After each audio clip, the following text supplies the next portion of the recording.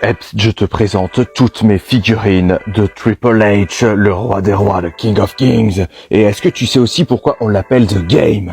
Réponse à la fin de la vidéo. On commence avec les Jax avec une version DX et là une version avec carrément le manteau à son effigie. La version la plus classique, c'est la toute première figurine de Triple H que j'ai eue. Là, ça y est, on arrive dans des versions un peu plus habillées. Toujours chez Jax, maintenant on arrive chez Mattel avec une version DX. Ça, c'est du Mattel basique. Là, c'est deux versions différentes. C'est le maillot qui change un petit peu. Et là, ça y est, on arrive au Mattel Elite. Donc là, on a à peu près la même version qu'on avait ici, mais en Elite, avec toutes les articulations en plus. Et là, on a la version Triple H Vintage. Ça, c'est quand il était aristocrate. C'est quand il a fait ses débuts à la WWE.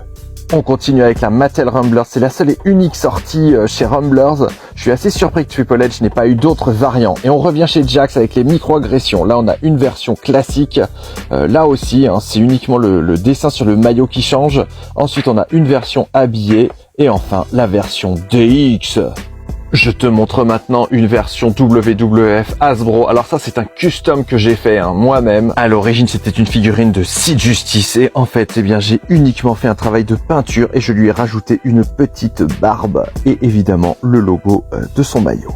T'as oublié de leur parler de moi? Oh non, c'est pas vrai, je ne voulais surtout pas l'évoquer. Ça, c'est une contrefaçon de Triple H. Le pantalon passe encore. Mais qu'est-ce que c'est que ce tatouage d'araignée? Il a jamais eu ça. Et c'est quoi cette couleur de cheveux et de barbe? Il est dégueulasse. Tu n'es pas une figurine, tu n'es qu'un foutage de gueule.